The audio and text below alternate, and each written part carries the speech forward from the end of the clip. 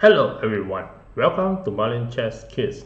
Today I'll show the gameplay by Jeremie and Mathieu, and this beautiful game complete in only 28 moves.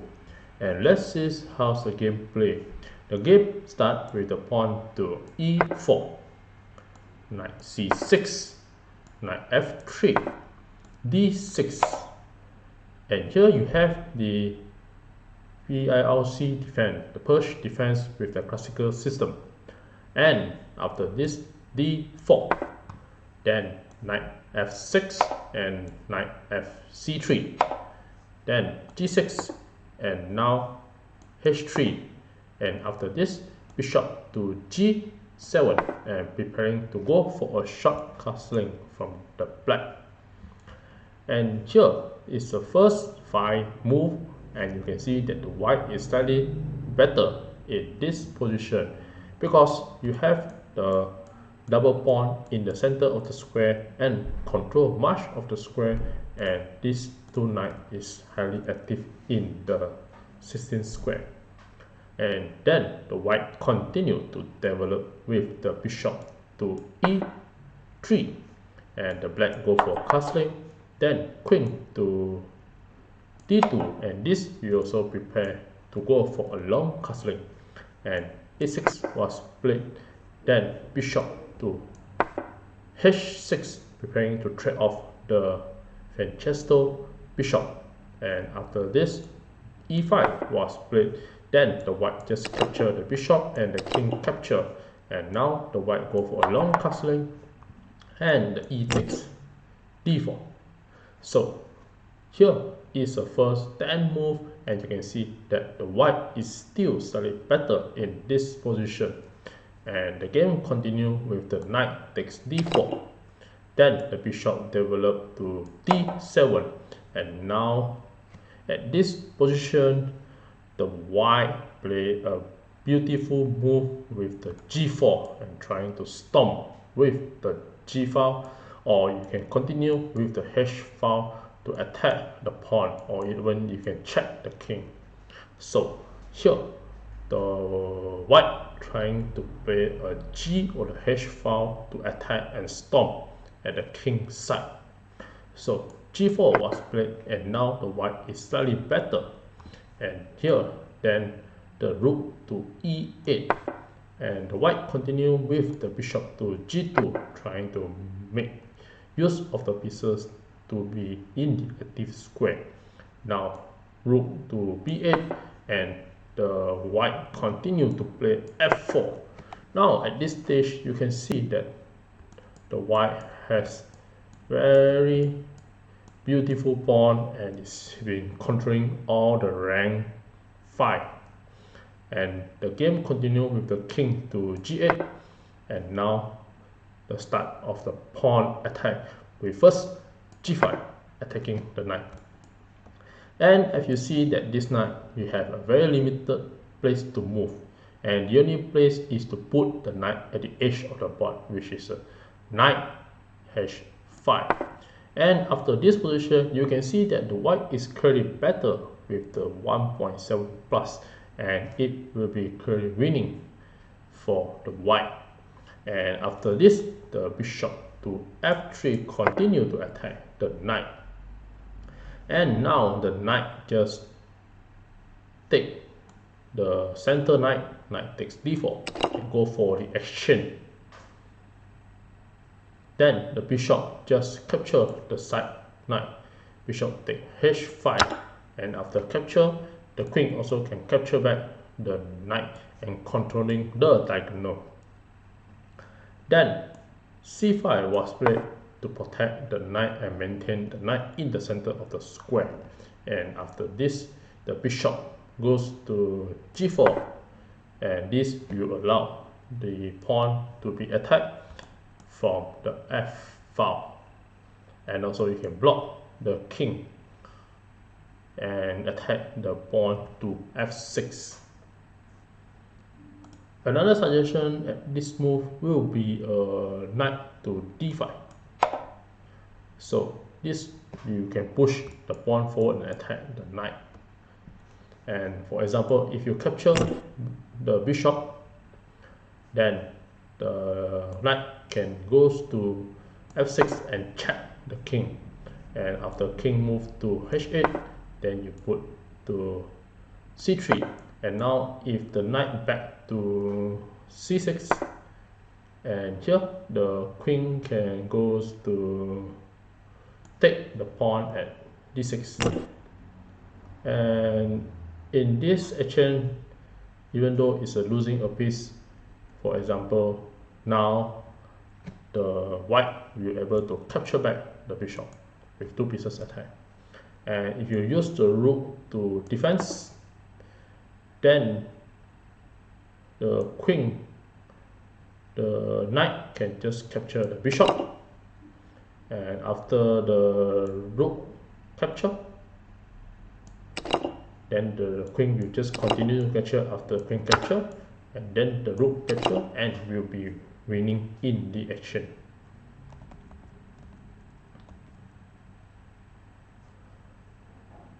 Therefore, at this move, the only way to move is to move the bishop to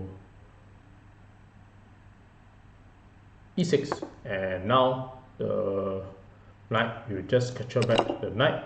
And after queen capture, then after the series of action, the white will be winning with 2 rooks versus 1 knight, 1 bishop, and a rook.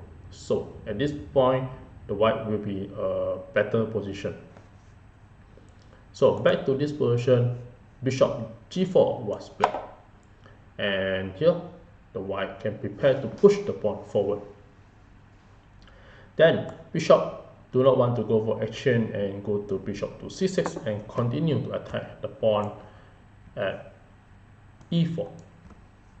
Then the white just bring the rook d to e1 to protect the pawn, and now the queen to a5, and the queen planning to attack the pawn at a2 and just go for a simple queen a1 checkmate.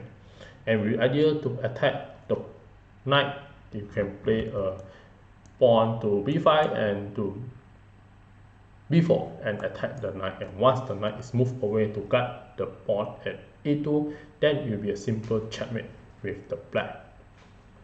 After this, h4 was played, and now the black stormed the queen side with the pawn b5.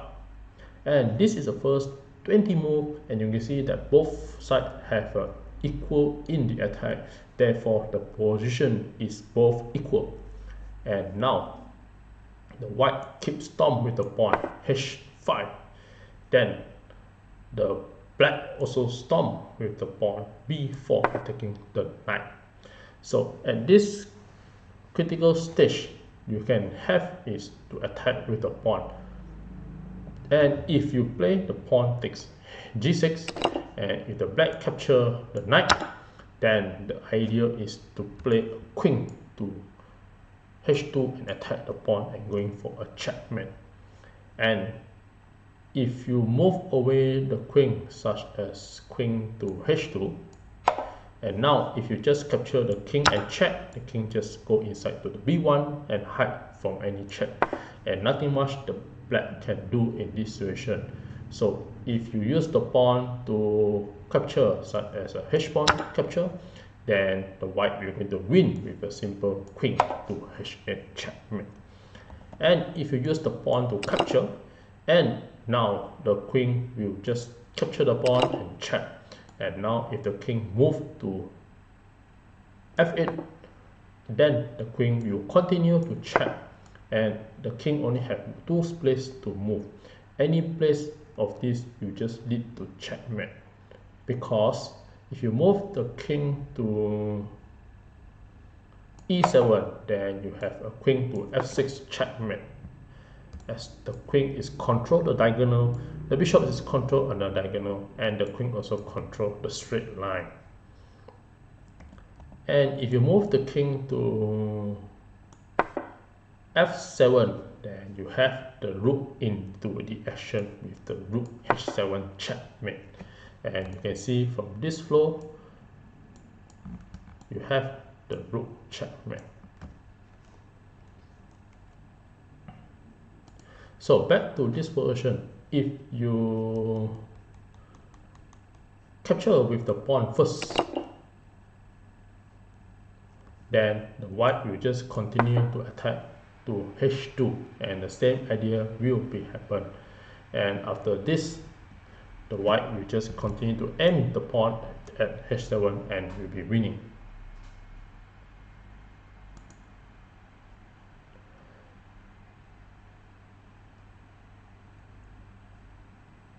And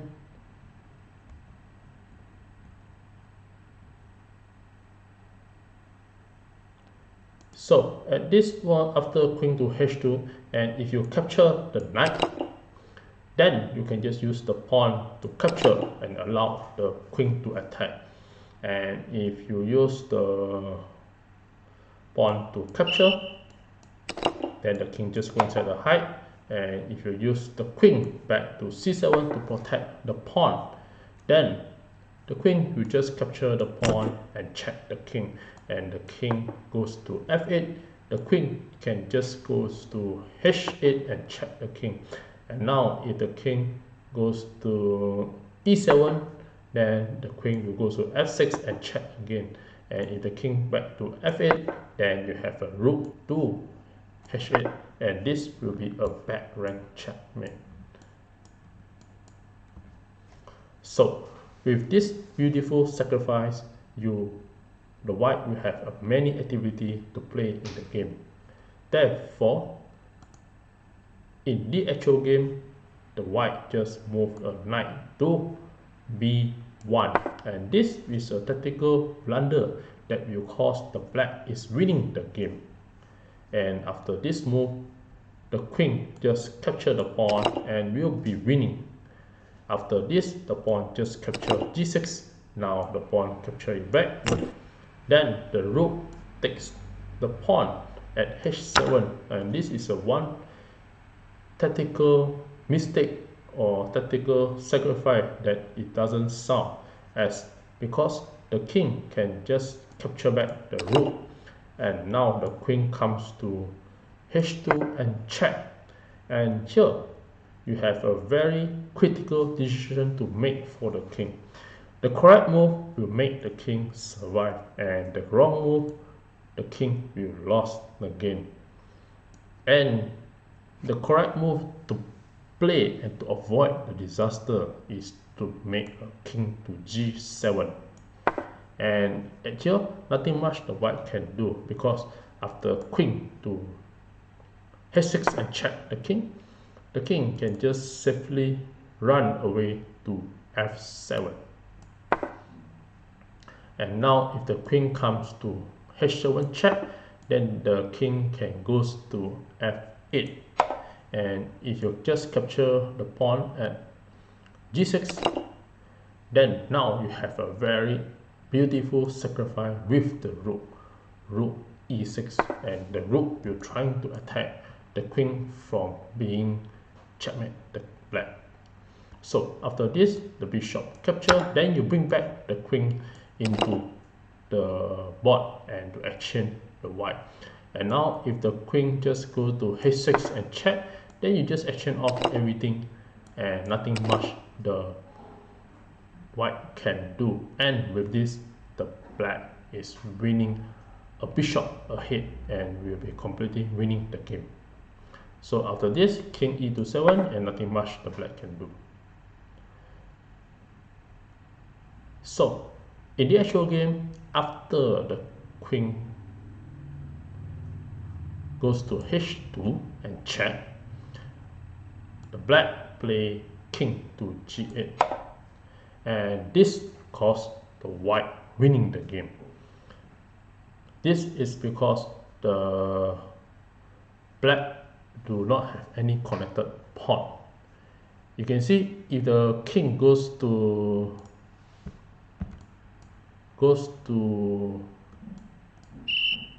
if the queen check and the king goes to here, then you have the rook to have a connected rook. and this rook can able to attack the queen as well. For example, if you put the rook to h1, then the rook to h8 and go for the exchange. So after this, the sacrifice of the rook will not work and the white will lose a piece in the sacrifice. So if the queen just goes to g2, then the rook just go for the exchange. After queen exchange, you bring another rook to h8 and you go for exchange. And after this series of exchange, the black will be winning with the extra rook.